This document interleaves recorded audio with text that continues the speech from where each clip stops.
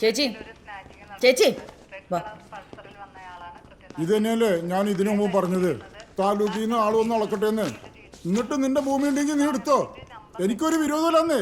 അല്ലാതെ എന്റെ ഭൂമി കയറി നിറങ്ങാൻ വന്ന ഏത് ബാപ്പാന്റെ മോനാണെന്ന് ഞാൻ സമ്മതിക്കൂല. അതെ, മൈതാന പ്രസംഗമൊക്കെ പുറത്ത്, ഇത് പോലീസ് സ്റ്റേഷനാണ്. ഒന്ന് പറഞ്ഞോളൂ. Sorry sir.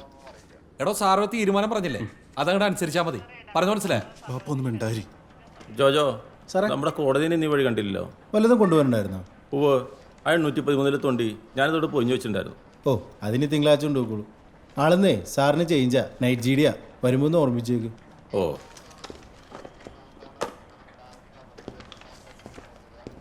ആ പറയുന്ന കിടന്ന് ഒരു സാധനം പിടിച്ചാൽ തിരിച്ചു തരില്ല. ഓ പറ. നീ വല്ലതും ചോദിച്ചിട്ട് വിടുവാ. ഞാൻ ചോദിച്ചതിന് ചേച്ചി മറുപടി തന്നില്ല. എന്നാലേ ഞാൻ പറയുന്ന അങ്ങോട്ട് കേട്ടാൽ മതി. സാധാരണ ഒരു അസോൾട്ട്, ഈ അസോൾട്ട് എന്ന് പറഞ്ഞാൽ ഈ അടിപിടി കേസൊക്കെ, ഇതൊക്കെ ആയിട്ട് ആശുപത്രിയിൽ ചെന്നാൽ ഹോസ്പിറ്റലുകാർ ആദ്യം ഞങ്ങളെ ഇൻഫോം ചെയ്യും. വലിയ പരിക്കൊന്നുമില്ല, ഒ പി ആയിട്ട് പോയിട്ടുണ്ടെങ്കിൽ ഞങ്ങളത് കാര്യമാക്കാറില്ല. പിന്നെ പരാതിയായിട്ട് വന്നാലേ തുടർ നടപടിയുള്ളൂ. ഇന്നലെ ചേച്ചീനെയും കൊണ്ട് മോൻ ആശുപത്രിയിൽ ചെന്നപ്പോൾ ഞങ്ങൾക്കിവിടെ ഇൻറ്റിമേഷൻ വന്നു. ഒ പി ആയതുകൊണ്ട് ഞാൻ തിരിച്ചു വിളിക്കേണ്ടെന്ന് വിചാരിച്ചതാ. പിന്നെ അടി കൊണ്ടത് ഒരു സ്ത്രീക്കല്ലേ, ഒരു ഭാര്യയല്ലേ, ഒരു സ്ത്രീ എന്ന നിലയ്ക്ക് എനിക്ക് ഉൾക്കൊണ്ട തോന്നി. അതുകൊണ്ട് തിരിച്ചു വിളിച്ചതാ. ഹോസ്പിറ്റലിൽ നിങ്ങളുടെ ഇളയ മോൻ്റെ നമ്പറാണ് കൊടുത്തിട്ടുണ്ടായിരുന്നത്. എങ്ങാനും ഞാൻ വിളിച്ചില്ലായിരുന്നെങ്കിൽ ഇന്ന് നിങ്ങളുടെ വീട് ഒരു മരണവീടാ. അതറിയോ? ഞാൻ വിളിക്കുമ്പോൾ നിങ്ങളുടെ ഇളയ മോൻ ആത്മഹത്യ ചെയ്യാനുള്ള ഒരുക്കത്തിലാണ്. അവനെന്നോട് ചോദിച്ചെന്താണെന്നറിയോ? അമ്മയുടെ സ്വഭാവം നാട്ടുകാരും ഫ്രണ്ട്സൊക്കെ അറിഞ്ഞാൽ ഞാൻ എങ്ങനെ അവരെ മുഖത്ത് നോക്കുമെന്ന്. ശരിയല്ലേ? ഞാൻ എന്തൊക്കെ പറഞ്ഞിട്ട് അവനെ പിന്തിരിപ്പിച്ചതെന്നറിയോ? എനിക്കിതുപോലൊരു അനിയനുണ്ടായിരുന്നു. അവനിപ്പോൾ ഇല്ല, ഒരു ബൈക്ക് ആക്സിഡൻറ്റിൽ പോയി. ഞാനെങ്ങാനും വിളിച്ചില്ലായിരുന്നെങ്കിൽ ഇന്നത്തെ നിങ്ങളുടെ അവസ്ഥ എന്താ? നാട്ടുകാരും വീട്ടുകാരും എല്ലാവരും നിങ്ങളെ തള്ളി പറയില്ലേ?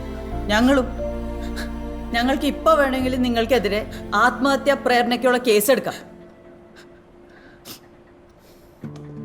കരയണ്ട, തിരുത്താൻ പറ്റാത്ത തെറ്റൊന്നും ചേച്ചി ചെയ്തിട്ടില്ല.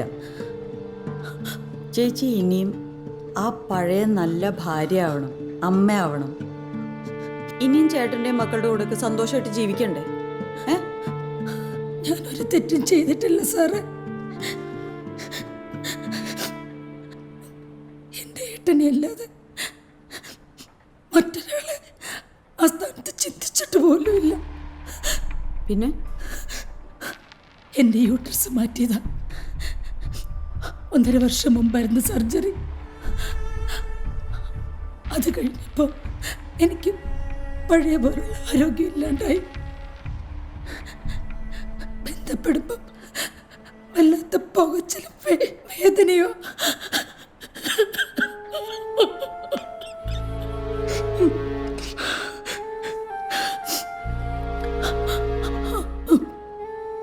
ഒന്ന് ബാത്റൂമിൽ പോലും പോകാൻ പറ്റാത്ത അവസ്ഥ. ആവശ്യമായിട്ട് ഏട്ടൻ വരുമ്പം എനിക്ക് വയ്യാന്ന് പറഞ്ഞ അപ്പം തുടങ്ങും വഴക്കും ബഹളമൊക്കെ. നിന്നെ എന്തിനു കൊള്ളാം, നീ ഒരു പെണ്ണാണോ, ഞാൻ വേറെ കല്യാണം കഴിക്കാൻ പോവാണെന്നൊക്കെ. അതുകൊണ്ട് എനിക്ക് വയ്യെങ്കിലും ഞാൻ കിടന്നു കൊടുക്കുമായിരുന്നു. പിന്നീട് എനിക്ക് എല്ലാവരോടും ദേഷ്യമായി, വെറുപ്പായി. അപ്പൊ അയാളായിട്ടുള്ള ബന്ധം അതൊക്കെ വെറുതെ സാറേ.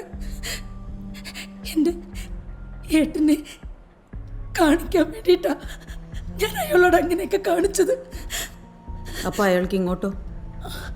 അയാൾ കാര്യമായിട്ടായിരുന്നു. പക്ഷെ എല്ലാവർക്കും അറിയാം അയാളൊരു ഞരമ്പ് രോഗിയാന്ന്. എന്നോട് അയാൾ കുറച്ചു മുമ്പേ അങ്ങനെയൊക്കെ പെരുമാറിയിട്ടുണ്ട്. ഞാനൊരു പെണ്ണാണോ എന്ന് ചോദിച്ചില്ലേ, അതുകൊണ്ടാ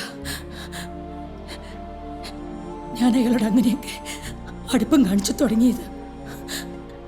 എനിക്ക് അയാളോട് വികാരം വിചാരമൊന്നുമില്ല, വെറുപ്പാ. അങ്ങനെയൊക്കെ എനിക്ക് പറ്റുമെന്ന് കാണിക്കാനാ ഞാൻ അയാളോട് അങ്ങനെയൊക്കെ കാണിച്ചത്. എൻ്റെ ഏട്ടൻ ഒരാൾ കാരണം ഞാൻ ഇങ്ങനെയൊക്കെ ആയിപ്പോയത്.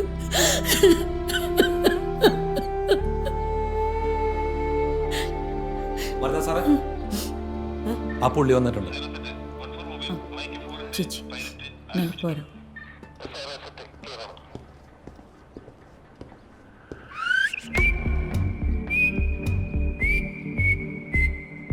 എവിടോടാ നിങ്ങോട്ട് മാറിയേക്ക്. മനാഫ് സാറേ. സാറേ ഞാൻ IP ഒന്ന് കണ്ടിട്ട് വരാം.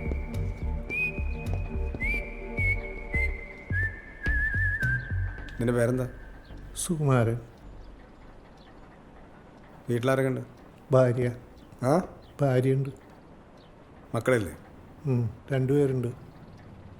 ആ, മക്കളാ? പെൺകുട്ടികളാ. 2നെയും കെട്ടിച്ചയച്ചു. ആ, കെട്ടിച്ചു വിട്ട് 2 പെൺമക്കളുടെ തന്തയാണല്ലേ? എന്നിട്ടാണ് നാറി ഈ തലപ്പരിപാടി കൊണ്ട് നടക്കുന്നത്? നിന്റെ പെണ്ണുമ്പിള്ളക്കിട്ടോ കെട്ടിച്ചിട്ടോ പെൺപിള്ളേർക്കിട്ടോ ഇതുപോലെ ആരെങ്കിലും ലൈൻ വലിച്ചത് നിനക്ക് താങ്ങൂടാ? നാറി. അപ്പൊ ഇവനാണല്ലേ അവതാരം. എന്താ നിന്റെ പേര്? സുകുമാരൻ. സുകുമാരൻ. അവൻ്റെ ഒരു വേഷവും ഒരു കണ്ണടയും. ഇവൻ നമ്മുടെ പഴയ ആളല്ലേ സാറേ? ആ, ശിവൻ അറിയോ അവനെ? പിന്നില്ലേ സാറേ, കുന്നത്താട് ഇപ്പം അദ്ദേഹം ഇവിടെ SH ആയിരിക്കുമ്പോഴാ അന്ന് ഞാൻ പെറ്റീഷൻ കയറിയാ. വൈകിട്ട് കോളേജ് കിട്ടുന്ന ഒരു പെങ്കൊച്ചിനെ ഇവൻ കയറി കൈയെടുക്കടാ. അന്ന് പിന്നെ പെണ്ണുപിള്ള ആ പെങ്കൊച്ചിന്റെ അച്ഛൻ്റെ അമ്മയുടെ കൈയും കാലും പിടിച്ചുകൊണ്ടാ കേസില്ലാതെ പോയത്.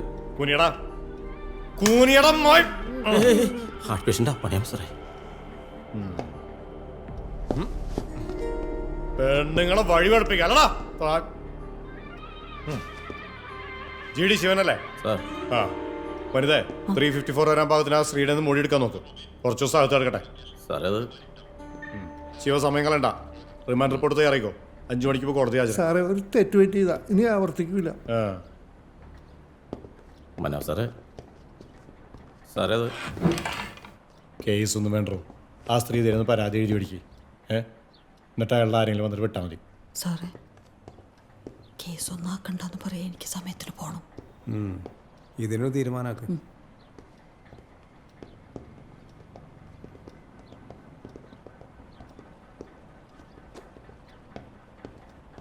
ഒരു മിനിറ്റ്.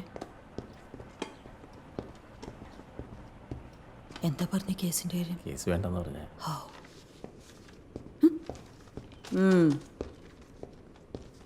ചേട്ടൻ വന്ന് കേട്ടിടത്തോളം പ്രശ്നം ചേട്ടനാട്ടോ. ഞാനോ? അവൾ പറയുന്നത് നുണയാണ് സാറേ. സാറിനറിയില്ല, ഞാൻ അവളെ വിവാഹം കഴിച്ചതിന് ശേഷം ഇന്നേ വരെ ഒരു കഷ്ടപ്പാട് ഞാൻ അറിയിച്ചിട്ടില്ല.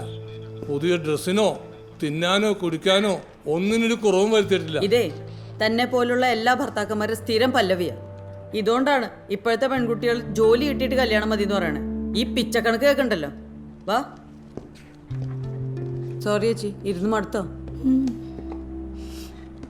ഇരിക്ക്. ചേട്ടാ, ഈ മക്കളൊക്കെ വലുതായി കല്യാണമൊക്കെ കഴിയുമ്പോഴേ നമുക്കൊന്ന് പ്രായമായി എന്നുള്ള ബോധമൊക്കെ വേണം. ചില കേസിൽ നമ്മളൊന്ന് ഒതുങ്ങണം. ചേച്ചിയുടെ യൂട്രസ് റിമൂവ് ചെയ്തതല്ലേ? ആ അവസ്ഥയിൽ ഒരു 10% സ്ത്രീകൾക്ക് സെക്സിനോട് വിരക്തി ഉണ്ടാവും. അത് ഈ ശാരീരിക ബുദ്ധിമുട്ട് കൊണ്ടും വേദന കൊണ്ടൊക്കെയാണ്. 27 വർഷം ഒരുമിച്ച് ജീവിച്ചു എന്ന് പറഞ്ഞിട്ട് എന്താ കാര്യം? ഇത്രയും കാലം എല്ലാ സുഖത്തിലും സഹകരിച്ച പങ്കാളിയുടെ ഇപ്പോഴത്തെ അവശതയും ബുദ്ധിമുട്ടും മനസ്സിലാക്കാൻ കഴിഞ്ഞില്ലെങ്കിൽ ചേട്ടൻ നല്ലൊരു ഭർത്താവല്ല. ഈ അവശതയും ബുദ്ധിമുട്ടും ഇവക്ക് എന്നോടുള്ളൂ, അയാളോടില്ല. മിണ്ടരുത്, എന്റെ സ്വഭാവം താൻ അറിയും. 10-27 വർഷം കൂടെ കിടന്നവളോട് നീ ഒരു പെണ്ണല്ല എന്ന് പറഞ്ഞാൽ ഏതൊരു സ്ത്രീ കാണിക്കുന്ന വാശിയെ ചേച്ചി നിങ്ങളോട് കാണിച്ചിട്ടുള്ളൂ. ഇന്നും ഇപ്പോഴും പ്രസവിച്ച 2 മക്കളുടെ തന്ത മാത്രമേ ഇവരെ മനസ്സിലുള്ളൂ. തന്നെ തൃപ്തിപ്പെടുത്താൻ പറ്റാത്ത ഈ ചേച്ചി ഇനി ആരുടെ കൂടെ പോയി കിടക്കാനാ? വാശി കയറിയപ്പോ നിങ്ങളെ കാണിക്കാൻ വേണ്ടി അയാളായിട്ട് പ്രേമം അഭിനയിച്ചതാണ്. ആ ഞരമ്പ് അത് സീരിയസ് ആക്കുകയും ചെയ്തു.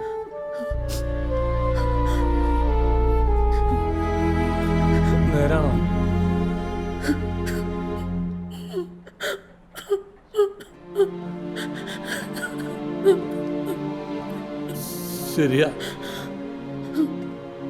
ഞാൻ തന്നെ തെറ്റുകാരൻ. ഇവളുടെ അവസ്ഥ അറിഞ്ഞിട്ടും ഞാനത് മനസ്സിലാക്കാൻ കൂട്ടാക്കിയില്ല. പൊറുക്കണം. എല്ലാം എൻ്റെ തെറ്റാ.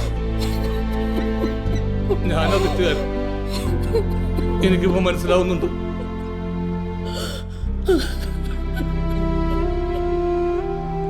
അകൽച്ചയിൽ നിന്നും നിങ്ങളുടെ ഈ അടുപ്പത്തിന് കരുത്ത് കൂടുകയുള്ളൂ. വാ ചേച്ചി,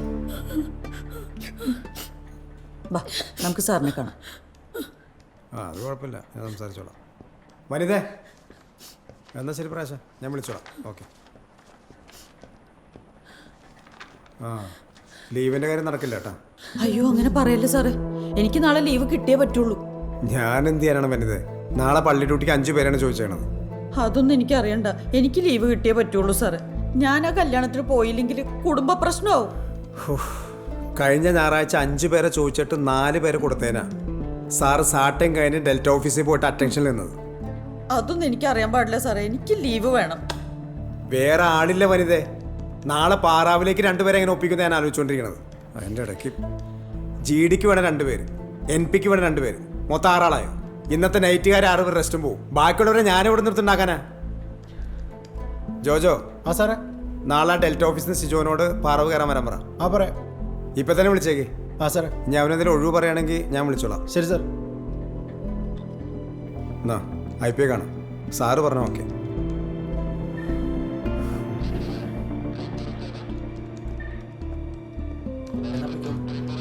വേറെ വിശേഷം വാ.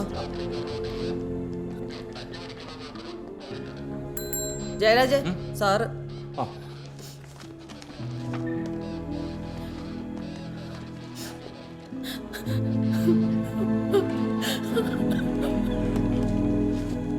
ആ റെജിയോടൊന്ന് വരാൻ പറയും. ഓ സർ. മോൻ വിചാരിച്ച പോലെ എല്ലാ കാര്യങ്ങളും അച്ഛനെല്ലാം മനസ്സിലായിട്ടുണ്ട് കേട്ടോ. എല്ലാം അച്ഛൻ്റെ തെറ്റാ മക്കളെ. അമ്മ പാവോ, അച്ഛനത് മനസ്സിലാക്കാനുള്ള കഴിവില്ലാതെ പോയി. കണ്ടില്ലേ, ഇപ്പൊ രണ്ടാളും വലിയ ഇഷ്ടത്തിലാണ്. പ്രതിസന്ധികൾ എല്ലാവരുടെ ജീവിതത്തിലും ഉണ്ടാവും. ഉടനെ ഓടിച്ചെന്ന് ആത്മഹത്യ ചെയ്യുക. 10 മിനിറ്റ് അതിജീവിച്ചാൽ തീരാവുന്ന പ്രശ്നങ്ങൾക്കാ ഇന്ന് ആൾക്കാർ പോയി ആത്മഹത്യയാണ്. അമ്മയുടെ കാര്യം തന്നെ കണ്ടില്ലേ, പറഞ്ഞാൽ തീരാവുന്ന പ്രശ്നമുള്ളൂ. ഇനി മേലെ ഒരിക്കലും ഇങ്ങനെ ചിന്തിക്കരുത് കേട്ടോ. അതെ, ഇപ്പൊ അകത്ത് ആളുണ്ട്,